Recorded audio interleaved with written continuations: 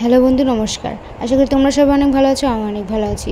আমি জয়া। আজকে আবার আমি একটা নতুন ব্লগ নিয়ে তোমাদের কাছে চলে এসেছি। আর জয়বিনী লাইফস্টাইল চ্যানেলে তোমাদের সবাইকে জানাই স্বাগতম। প্রতিদিনের মতো তো আজকেও আমি একটা নতুন ব্লগ নিয়ে চলে এসেছি। আর সামনে দুর্গাপুজো, এর জন্য আর কি মাটির কাজকে আমি তাড়াতাড়ি করে করার চেষ্টা করতেছি। তো জানি না কতটুকু কী করতে পারবো। তো তোমরা সবাই আমার ভিডিওটা প্রথম থেকে শেষ পর্যন্ত দেখবে। আশা করি তোমাদের অনেক ভালো লাগবে। আর যদি ভালো লেগে থাকে তো আমার চ্যানেলটাকে একটা সাবস্ক্রাইব করে দিয়ে যাও। আর আমার ভিডিও যদি সত্যি তোমাদের কাছে ভালো লাগে, আমার চ্যানেলটাকে সাবস্ক্রাইব করলে নিত্য নতুন তোমরা সবাই আমার ভিডিওটা দেখতে পাবে। এর জন্য আর কি আমার চ্যানেলটাকে একটু সাবস্ক্রাইব করে দিয়ে যেও। তো যাই হোক, সকাল সকাল ঘুম থেকে উঠে আমি বাসি সব কিছুই কমপ্লিট করে নিয়েছি। তারপর আমি চলে এসেছি ছাদে। আর প্রায় 3-4 দিন পরে সেদিন, মানে আমি এই ভিডিওটা যেদিন আমি করেছি সেদিন খুবই রোদ বের হয়েছিল। তো তার জন্য গড়া বাদ দিয়ে আমি চলে গেছিলাম ছাদে জিনিসগুলোকে মেলে দিতে, যাতে রোদ, যেহেতু সকালে রোদ তাড়াতাড়ি হবে, ছড়িয়ে দিলে তাড়াতাড়ি শুকিয়ে যাবে। এর জন্য আর কি আমি ছাদে এসেছি সরাসরি সরাগুলোকে বিছিয়ে দিতে। তো সাথে কিন্তু আমার মেয়েও এসেছে। ও আজকে কাজ করেনি, ও আজকে খেলেছে তার দিদির সাথে, মানে আর একটা মেয়ে এসেছে অর্পিতা, তার সাথে সঙ্গে আর কেউ খেলছে। তো তার সেই ফাঁকে আমার ছেলেটাও নিচে খেলা করতেছে। তো ভাবলাম সেই ফাঁকে যাই, ছাদে গিয়ে এগুলোকে বিছিয়ে দিয়ে আসি। তাই এসেছি। আর তোমরা দেখতেই পারবে যে আকাশটা কিন্তু একদম নীল হয়ে গেছে। আর যেদিক থেকে আমি দিচ্ছিলাম ভাবলাম ওদিক থেকে ভালো আসছে না ভিডিওটা, সেজন্য আমি আবার এটাকে অন্যদিক করে নিলাম। তো দেখো, আমি কিন্তু সকালবেলা আশিপাশি কমপ্লিট করার পর চান করিনি। এইগুলো কাজ বাজ সব কিছুই কমপ্লিট করার পরেই চান করব। তার আগে চান করব না। আর আজকে রান্নাটা আমি করিনি, আজকে রান্নাটা করেছে আমার শাশুড়ি। কারণ আজকে আবার আমার পোড়া চড়া ছিল, ওই পোড়াটার কেঁদো দিয়ে লেপতে হয়, সেজন্য কাদো তুলতে গিয়েছিলাম। তার জন্য আমি আর চড়াতে পারিনি। আমি কাদো তুলতে যাই না, বাবা গিয়েছিল একটা অন্য কাজে, সেজন্য আমি আজকে কাদো তুলে দিলাম। তো তার জন্য আজকে সকালে ভাতটা কিন্তু আমি রাঁধিনি, মায়ের রান্না করেছিল।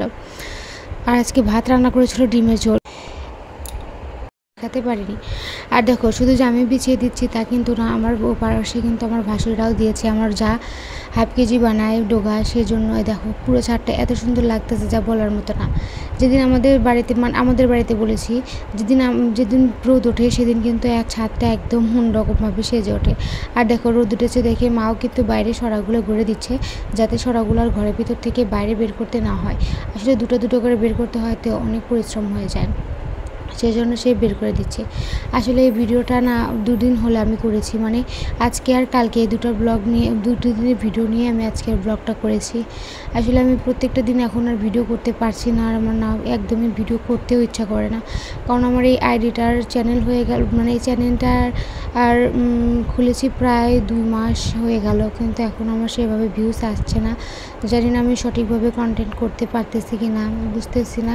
আর ইউটিউব আমাকে হয়তো পছন্দ করতেছে না, কিন্তু আমি তো ইউটিউবে সব রুলস মেনেই চলতেছি, কিন্তু তাও কেন জানি না এরকম হচ্ছে। শর্টস ভিডিওতেও বেশি ভিউজ আসতেছে না, সাবস্ক্রাইবও আসতেছে না। অনেকে 200-250 ভিডিও, মানে অনেকে 60-70টা ভিডিও দিয়ে 200-250 সাবস্ক্রাইব, আর প্রত্যেকটা ভিডিওতেই 1000-2-3 করে কিন্তু ভিউজ আসেই থাকে। কিন্তু আমার বেলা সেটা হচ্ছে না, কেন জানি হচ্ছে না, একদমই ভালো লাগতেছে না। আর প্লিজ তোমরা সবাই আমাকে সাপোর্ট করো, আমার সাথে থাকো, আমার পাশে থেকো। কারণ আমার এই আশাটা অনেক বড়। আর আমি যেহেতু গ্রামে থাকি, গ্রামে এগুলো কেউই পছন্দ করে না, তো কী বলবো। তো দেখো, তখন কিন্তু আমি সরাগুলো একদম ঝাঁপিয়ে কমপ্লিট করে নিয়েছি, রঙা দিয়েছিলাম, সকালে বিছিয়ে দিয়েছিলাম। তো দেখো, তখন চান টান করেও কিন্তু নিয়েছি। আর এখন যাবো আমি ভাত খেতে। আজকে আমি ভাত রান্না করতে যাবো না, আমার ভাত রান্না করেছে আমার শাশুড়ি মা। আর দেখো, ঘর দোর কিন্তু আমি এখনও কিছু গোছাইনি, গোছানোর সময় আজকে হচ্ছে না, কারণ আজকে প্রচণ্ড রোদ উঠেছে। আর আজকে বিকালে কিন্তু আমি ঘরটা লিখতেও পারিনি। তো তারপর পরের দিনের ভিডিও কিন্তু এটা। পরের দিন আবার আমি এই যে, মানে পরের দিন বলতে আজকে যে আমি ভয়েস দিচ্ছি তখনকারই ভিডিও এগুলো, মানে সেদিনেরই ভিডিও। তো মা কিন্তু পূজার জন্য, যেহেতু পুজোর সামনে, মাটির কাজও আমাদের করতে হবে, আবার ঘর দুয়ারকেও কিন্তু পরিষ্কার করতে হবে। এর জন্য মা আমার ঘর দুয়ার পরিষ্কার করে দিচ্ছে, আর আমি মাটির কাজগুলো করে নিচ্ছি। শুধু আমি না, আমি শুধু মাটির কাজ যে করছি তা না, আমার দুটো ছেলে মেয়েকে মানে দেখে রেখে কাজ করতে অনেক মুশকিল হয়ে যায়। এখন আমার ছেলেটা একটু হাঁটা শিখছে, একদম পাজি হয়ে গেছে, কাজ করাই যায় না। তো দেখো, তারপরে কিন্তু আমি গুঁড়িয়ে দিয়েছি, সরাগুলো বের করে দিয়েছি। তো তারপরে চলে আসলাম একটু ঘরটাকে মুছে, মানে ঝাড়ু দিইনি। আসলে সকালবেলা মা ওই 2টা ঘর ঝাড়ু দিয়েছে, তারপরে বললো আমাকে যে তোমার ঘরটা তুমি একটু ঝাড়ু দিয়ে নিও, কারণ মার সময় হয়েছিল, কিন্তু আমার ছেলেটা তখন কান্না করছিল।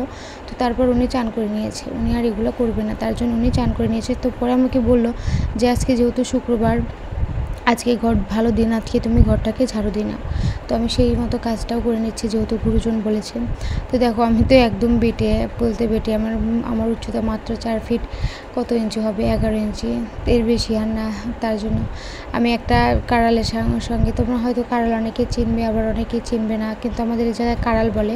মানে এই কাড়াল দিয়ে আমরা কাজ করি আর কি, যে ধানের পল ছিল, পল বা খ্যার এগুলোকে উল্টাই। তো এখন হয়তো তোমরা সবাই চিনেছ। তো এই কাড়ালের সাথে আমি একটা বারণ বেঁধে তারপরে যে পরিষ্কার করে নিচ্ছি। আর যেন চোখের ভিতরেও কিন্তু ধোয়া যায়। আসলে অনেক দিন পর পরিষ্কার করলাম, তো প্রায় 1 মাস পরে আমি আমার ঘরটাকে ঝাড়ু দিয়ে নিলাম, মানে ছাদের বেলকনির মাকড়সাগুলোকে ছাড়িয়ে নিলাম। তো দেখো দিদিও কিন্তু এখানে কাজ করতেছে। আসলে মাটির শেষ, তার পুজোর আগে মাটি শেষ হয়ে যাচ্ছে, তার জন্য সে আবার মাটি কেটে নিচ্ছে। আর আমাদের এখানে মানে দুর্গা পুজো থেকে শুরু করে লক্ষ্মী পুজো পর্যন্ত কেউই মাটির কাজ করবে না, প্রায় 13-14টা দিন বসে বসে থাকবে, তার জন্য আর কি। আর আমার ছেলেটা আর মেয়েটা দেখো এখন কিন্তু সন্ধ্যার ভিডিও ওরা খেলা করতেছে। আর আমার যাও কিন্তু মাটিও কিন্তু কেটা কমপ্লিট হয়ে গেছে। আর আজকে দেখো ডোগা কিন্তু একদমই ব্যথা হয় নাই, মাত্র 7টা ডোগা ব্যথা হয়েছে। আসলে আমি করতেই পারতেছি না। এর আগেও বলেছি যে আমার ছেলে একদমই কাজ করতে দেয় না, এত দুষ্টু হয়ে গেছে যা বলার মতো না। তো দেখো এই 7টা ডোগায় আমি কালকে সারাটা দিন করেছি, কি আর বলবো তোমাদের। তো দেখো কেউ ভিডিওটা খারাপভাবে নেবে না, আসলে আমি এডিট করার সময় এটুকু দেখিনি, তার জন্য আর কি দিয়ে দিয়েছি। সত্যিই আমি দেখিনি, প্লিজ এই ভিডিওটা দেখে আমাকে কেউ খারাপ ভেবে না। তো দেখো কুরকুরুন্দার জন্য আমি বসে পড়েছি, সাথে আমার মেয়েও এসেছে। আর এই পেটনটা নতুন হলে কী হবে, আমি পুরাতন পেটন দিয়েই ভালো পেরতে পারি। আসলে মানুষ বলে না, পুরনো জিনিসের উপর স্মৃতি কিন্তু থেকে যায়। হাজার পুরনো জিনিস খারাপ হলেও সেটাই কিন্তু ভালো, আমার কাছে মনে হয়। তো দেখো তারপর আমি আসলে কি এই ডোকাগুলো যে 7টা ডোকাই আজকে তুলতে তুলতে দেরি হয়ে গিয়েছিল, একদম শক্ত হয়েও গেছে, কতগুলো আমি ভিজেও নিয়েছি। আর যেগুলো নরম সেগুলোকে আমি একদম পিটে নিচ্ছি।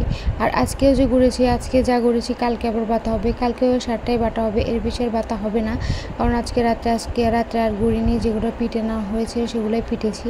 আসলে গড়তে ইচ্ছা করছিল না তা না, আর যেহেতু পুজোর আগে তো মাটির গাছগুলো তুলতে হবে, ঘরদোর পরিষ্কার পরিচ্ছন্ন রাখতে হবে। এমনিতেই আমাদের বাড়িঘর অনেক নোংরা হয়ে থাকে, মাটির কাজ করি, তার জন্য একদম আগের থেকে পরিষ্কার করে নেব।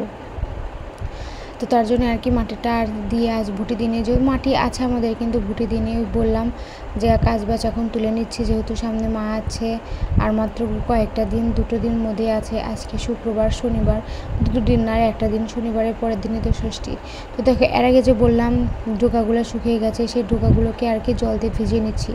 যদি আমি শুকনো তাড়াতে পিটি বা কুড়ুন দিই, তাহলে দেখা যাবে কান্দাগুলো থেকে ফেটে যাবে। এর জন্য আর কি আমি এগুলোকে ভালো করেভাবে ভিজিয়ে নিচ্ছি। তো শোনো বন্ধুরা, আমার সত্যি করে আমার এই ব্লগটা যদি তোমাদের ভালো লাগে থাকে, তাহলে প্লিজ একটা সাবস্ক্রাইব কিন্তু করে দিও যাও। আর আমার এই ব্লগটার মাধ্যমে আমি তোমাদের সাথে অনেক কিছু শেয়ার করেছি। আর আমার কথা বলার মধ্যে যদি ভুল পেয়ে থাকো বা কোনো কিছু হয়ে থাকে, তো প্লিজ আমাকে ক্ষমা করে দিও। তো সবাই ভালো থাকবেন। আর দুর্গাপুজোর সবাইকেই শুভেচ্ছা জানাই, আমাদের বাড়িতে আসবেন আরও খেয়ে যাবেন। তো সবাই ভালো থাকবেন, সুস্থ থাকবেন, আর আমাকে বেশি বেশি করে সাপোর্ট করবেন। আর দেখুন আমার মেয়ে এখানে কী করতেছে, এত জল ঘাটতেছে, রাত 7টা 7:30 বেজে গেছে, তাও ঘুম আসতেছে না। ওকে অনেকবারই বললাম, সবাই ভালো থাকবেন, সুস্থ থাকবেন, এভাবে আমাকে সাপোর্ট করে যাবেন, সামনে যেন আমি আরও এগিয়ে যেতে পারি। আর দেখা হবে কালকের একটা নতুন ব্লগে। ততক্ষণ কিন্তু সবাই সুস্থ থাকবেন, ভালো থাকবেন। সবাইকে জানাই শুভরাত্রি, গুড নাইট।